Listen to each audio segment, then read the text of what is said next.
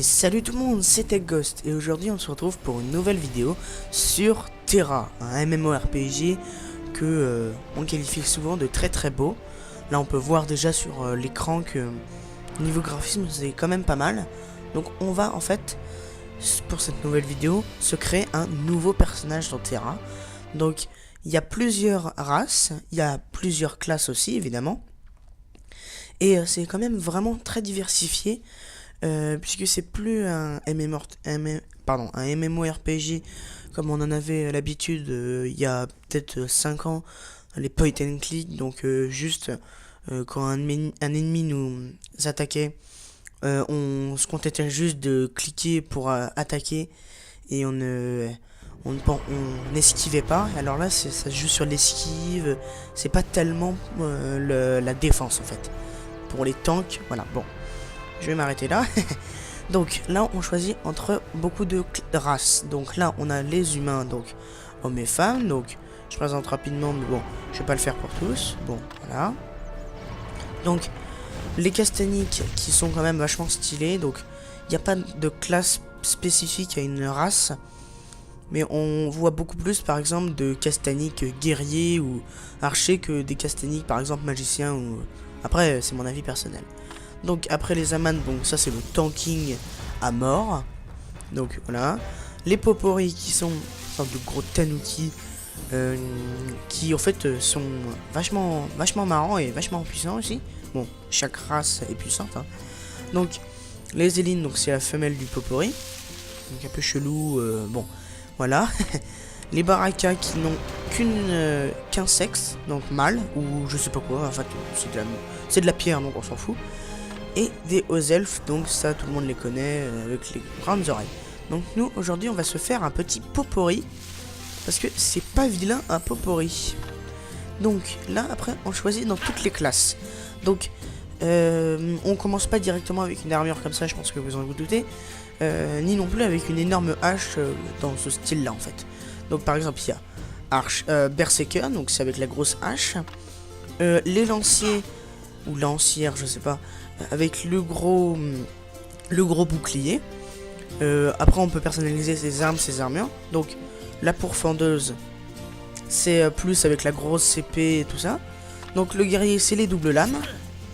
Donc ça c'est en fait ça se base plutôt, là on peut voir caractéristiques de classe. On peut frapper des cibles 2 fois. C'est bien, on précise quand même en fait si qu'est-ce qu'il faut faire pour avoir qu'est-ce qu'on peut avoir pour bien jouer en fait. Donc sorcier par exemple, c'est facile à jouer, là on vient de le voir. Et là c'est des attaques de loin plus de l'assistance, du support quoi. Donc l'archer de loin évidemment, pas difficile à jouer avec souvent des pluies de flèches, tout ça. Donc prêtre assez dur à jouer, mais bon c'est pas encore trop dur. Parce qu'en fait c'est plutôt... vraiment là c'est encore plus support que sorcier. Puisqu'en fait on soigne tout le temps, on peut faire invoquer des golems, des trucs du genre. Et mystique, ça c'est très dur à jouer aussi. Et ça j'en ai pas entendu parler. Donc on peut voir malédiction, invoquer un serviteur de vengeance. Donc quand on meurt il réapparaît. Donc personnellement je pense que pour une petite vidéo pour vous montrer comment on joue, une petite vidéo de guerrier peut être pas vilaine du tout. Donc les pré-réglages on s'en fout puisqu'en fait on choisit une sorte de prédéfini. Donc là on peut voir avec le lapin tout ça, bon ça on s'en fout. Donc la queue, on a beaucoup de styles de queue, mais personnellement les queues longues sont faites par exemple pour les chats ou pour les trucs du genre. Par exemple là on va faire une sorte de lapin. Personnellement je considère que cette queue là est pas mal. Mais après on a plusieurs queues en fait qui sont presque spécifiques à chaque classe, enfin à chaque visage. Par exemple ça on dirait vraiment la queue d'un chat quoi. Après je sais pas si c'est moi mais... Donc là c'est la tête. Donc on choisit, il y en a beaucoup. Donc celui-là c'est une sorte de, je sais pas moi, de tanuki. Bref il y en a des très mignons style lui. Enfin personnellement je trouve ça très mignon. Et il y a le lapin qui est, je trouve, pour une classe de guerrier, pas débile du tout.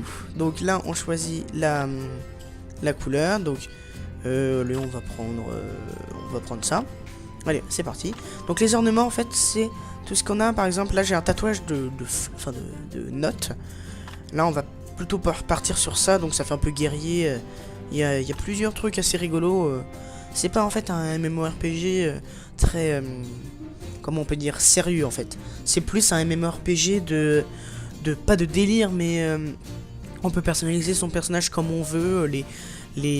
Enfin, l'histoire est pas mal, donc là, on va passer un petit peu là-dessus parce que c'est quand même assez long, donc juste pour personnaliser en fait plus approfondissement la tête.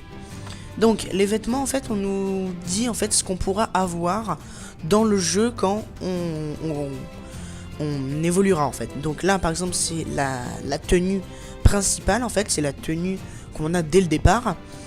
Et donc après, on peut voir ça se stylise en fait. Donc celle-là est vraiment très très jolie. Après, il y en a qui sont pas tip top. Par exemple, celle-là, on dirait plus un bouffon, un lapin bouffon. Et après, donc ça, c'est plus on évolue et plus on a de belles armures. Mais en fait, on peut, je crois, je sais pas encore parce que ça fait pas longtemps que je joue. En fait, avoir l'apparence de l'armure comme un peu dans, par exemple, si vous connaissez d'autres MMORPG style Guild Wars 2 ou Neverwinter, je vais en parler bientôt. On peut avoir l'apparence d'armure. Par exemple, si on préfère cette armure là, on prend l'apparence de celle-là et on la met pour la défense et la protection de celle-là en fait. Donc c'est plus de la tactique que du style quoi. Donc là on écoute les sons. Donc il y en a qui sont vachement marrants pour les poporis parce qu'ils sont vachement graves. Donc on se dit c'est pas possible. Donc non.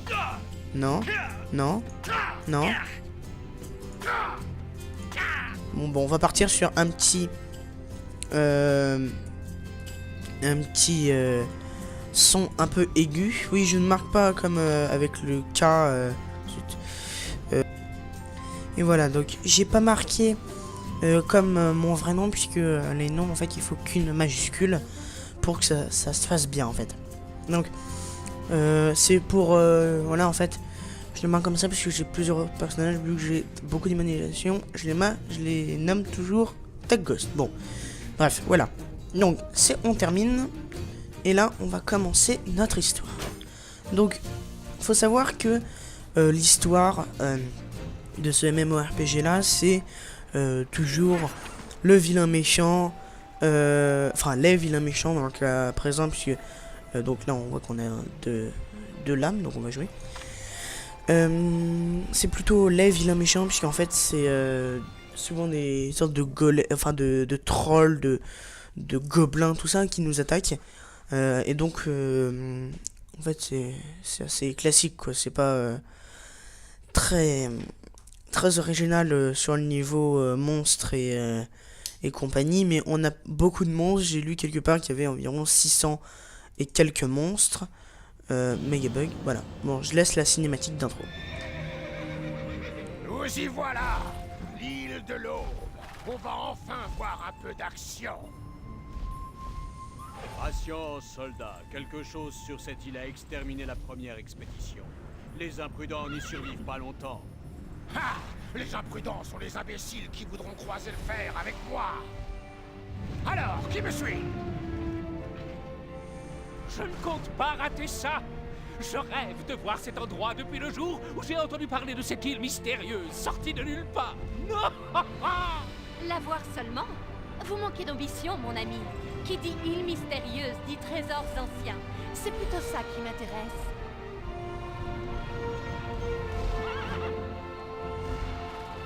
Par les titans, cette île est gigantesque. Assez parlé, soldats. Allons-y, et je veux voir tout le monde se remuer.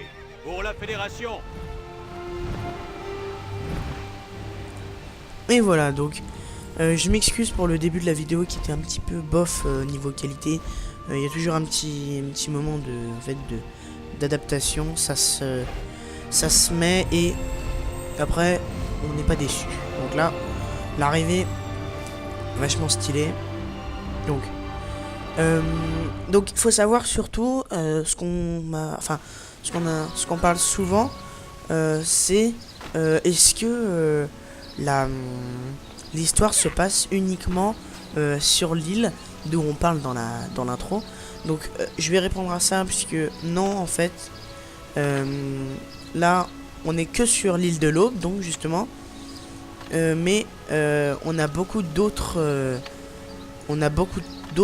régions. Donc là je sais pas pourquoi je peux pas vous les montrer. Bon bref, on verra ça plus tard.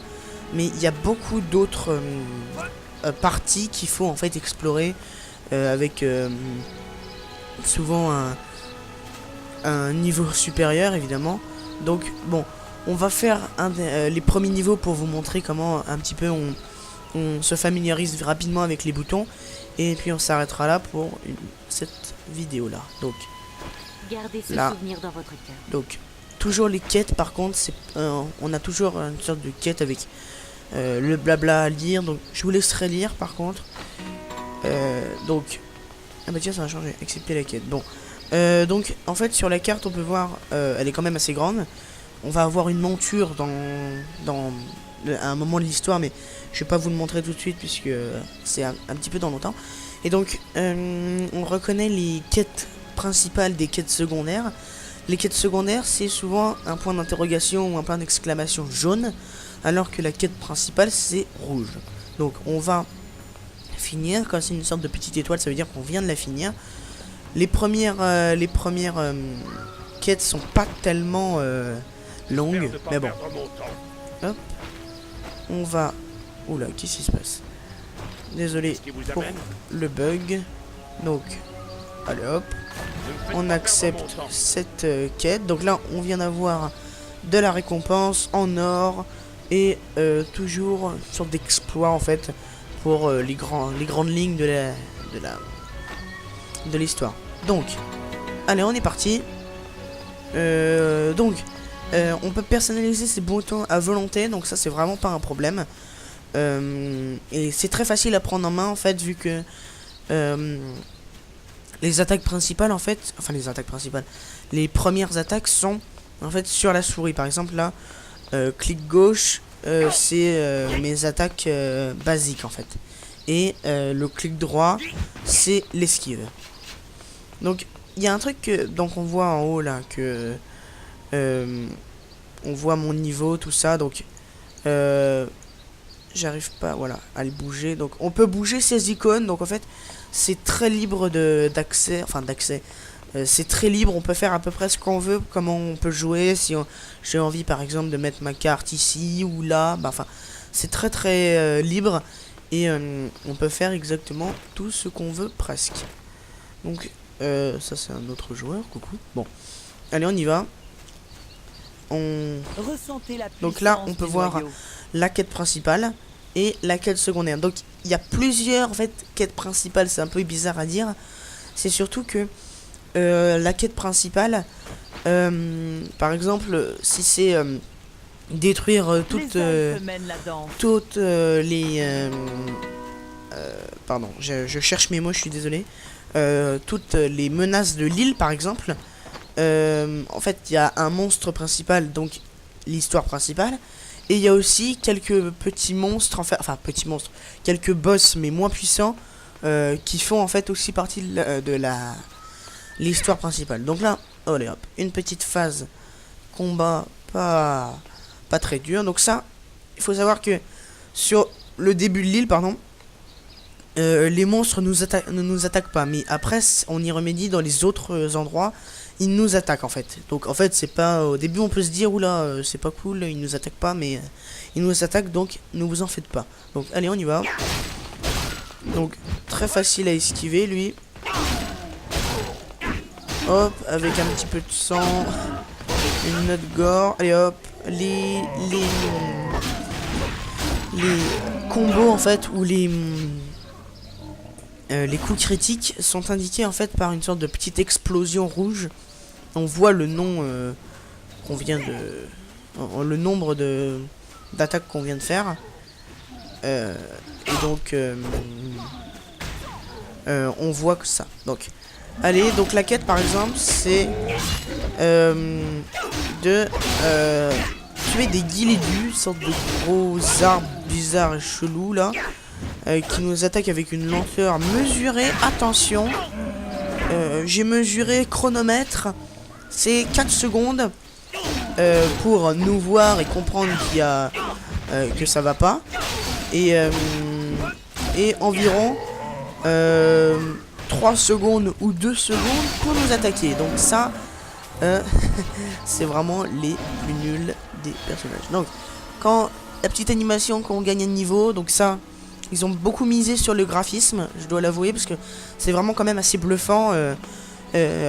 Par contre, on peut pas aller partout, comme par exemple dans certaines zones, style Guild Wars 2, on peut aller à peu près dans des zones des fois où on peut normalement pas aller. Donc je vous invite à regarder mes précédentes vidéos. Et donc par contre, niveau graphisme, c'est vachement bien quand même, c'est vachement beau. On peut voir même l'herbe sous nos pieds, le son est quand même vachement bien. Les contrôles sont vraiment pas mal. C'est juste un petit peu l'interaction avec la quête principale, les quêtes secondaires, tout ça. C'est un petit peu décevant, parce que vu que maintenant on fait plutôt des... Donc on peut voir même un truc qui est mieux niveau interaction avec les autres personnages, les autres IA. Neverwinter, donc je vais bientôt faire une vidéo dessus. C'est un peu mieux, mais c'est pas encore ça. Le meilleur qu'on peut faire maintenant en interaction avec les personnages, c'est Guild Wars 2, donc j'ai déjà fait des vidéos dessus. Puisque en fait, ils attendent pas qu'on leur parle en fait en ne bougeant pas du tout. En fait, ils se déplacent, ils parlent entre eux. Bon, c'est une sorte de... C'est une voix en fait, c'est un groupe vocal, si je peux m'exprimer ainsi. Ça veut dire que ils répètent un peu toujours la même chose, mais il y a quand même beaucoup de diversité de paroles. Et surtout, ce que j'aime beaucoup moi dans Guild Wars 2, c'est que quand c'est un épisode de l'histoire principale, on a une sorte de petite vidéo qui est pas dégueulasse, parce que ils ont quand même réussi à mettre la même voix, tout ça, donc c'est vraiment super bien. Mais bon, on va rester sur Terra, puisque quand même on peut dire c'est quand même super beau. Une sorte par contre niveau graphisme c'est mieux que Guild Wars 2, je pense personnellement. Moi j'aime bien les petites touches comme ça qui donnent un petit peu un meilleur gameplay. Par exemple une sorte de scan comme ça, je trouve ça vachement bien fait, et c'est pas dégueu en plus. Donc hop, on lui parle. Bonjour monsieur. Donc là on vient de finir la quête annexe. Donc on a gagné donc plusieurs des armes, tout ça. Et donc là on continue notre histoire principale. Donc on a toujours une sorte de petite animation comme ça, on les voit discuter, mais on n'entend pas ce qu'ils disent en fait. Et donc bon, après on peut pas faire tout non plus, hein. Si c'était par exemple interaction maximum, enfin vraiment super bien, ce serait presque pas possible, ce serait presque trop bon pour être vrai quoi. Donc personnellement je donne un conseil, il faut accepter toutes les petites quêtes en fait, puisque ça évite de faire plein d'allers-retours entre par exemple bah là on va par exemple, là on doit chasser les Norouks. Les Norouks c'est ça. Ça évite de faire des allers-retours entre le campement là-bas et tuer les Norouks ici. Donc on va se les faire. Hop. Le début est vraiment pas dur, je trouve qu'il est facile à prendre en main comme jeu. Peut-être plus dur, plus facile à prendre en main que beaucoup d'autres MMO, genre... Oh là, je me fais un peu défoncer. Style Neverwinter, bah, je vous l'expliquerai, il est plus dur à prendre en main, c'est un peu plus dur niveau commande. Donc ça je pense, je joue, j'aime beaucoup ce style de jeu, les MMO, mais je ne joue pas à tant de jeux que ça. Mais personnellement dans les 3 je pense que c'est Terra qui gagne presque haut la main le graphisme, niveau graphisme. Donc on peut apprendre donc des compétences. On a vraiment un arbre de compétences très diversifié, puisque on peut voir, on a donc ça c'est le menu, et donc on peut apprendre contre une modique somme d'argent. Et donc, voilà. Donc là, on peut se les mettre dans la barre. Donc évidemment, puis de coup, on vient de la prendre. Donc il y a des passifs et il y a des actifs, si je peux, voilà, dire comme ça. Et donc, voilà. On l'a placé dans notre barre. Et si on veut pas... Parce que là, on peut voir ma touche pour faire plus de coups. Par exemple, c'est la touche 6. Donc, si je veux pas, je fais paramètres. Tu sais comment. Option, voilà, de contrôle. Option interface. Non, c'est jeu. Bah non, c'est pas ça. Voilà. C'est raccourci. Et donc là, bon, les supérieurs, en fait, on se doute. C'est là, ici, c'est la barre supérieure, évidemment. Avancer, donc reculer. On peut tout personnaliser, sérieusement, c'est très facile de personnalisable. Donc, 6, where is 6? Donc, inférieur 6. Là, on va changer, on va mettre, zut, on va mettre E. Pour discussion rapide, donc là, on peut choisir si on veut vraiment enlever la discussion rapide et attribuer la touche en question à la compétence donc de la barre inférieure. Donc là on va tenter de s'en faire un. Alors qu'est-ce que ça fait? Ah oui, donc en fait il y a une sorte de mini combo à faire. C'est pas mal je trouve pour un gameplay de combat. Par exemple là on va voir, par exemple je m'écarte un peu pour vous montrer. Je vais appuyer sur ma pluie de coups et là on peut voir barre d'espace roulade. Et en fait c'est pour un petit peu rendre le combat un petit peu... En fait Terra est beaucoup plus basé sur l'esquive. C'est pas une sorte de tank. Le tank en fait il résiste mieux que les autres, mais il est pas encore toujours en fait il bouge en fait.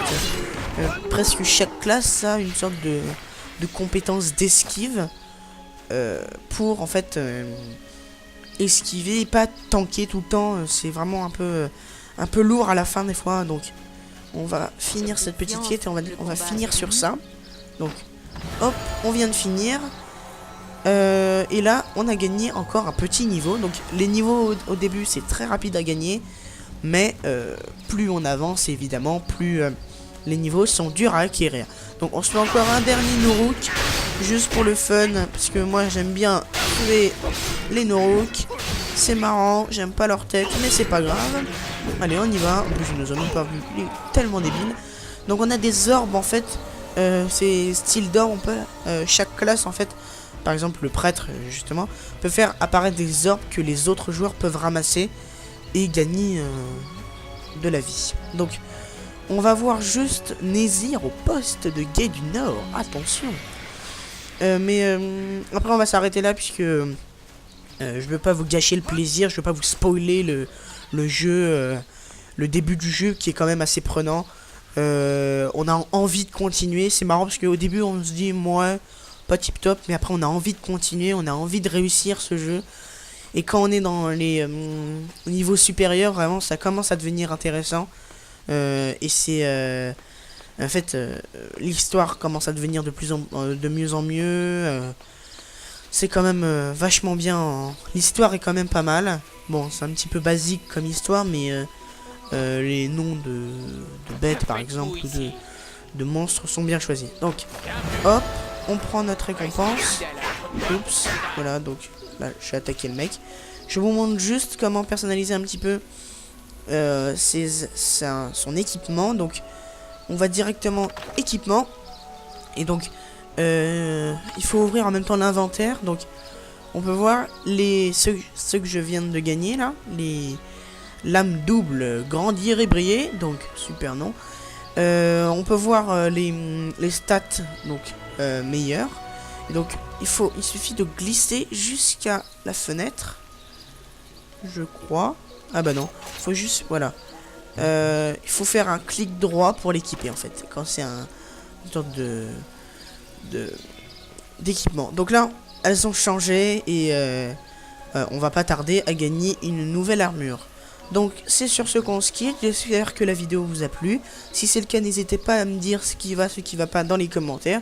Et je vous invite à vous abonner à ma chaîne. Salut tout le monde, c'était Ghost, à la prochaine.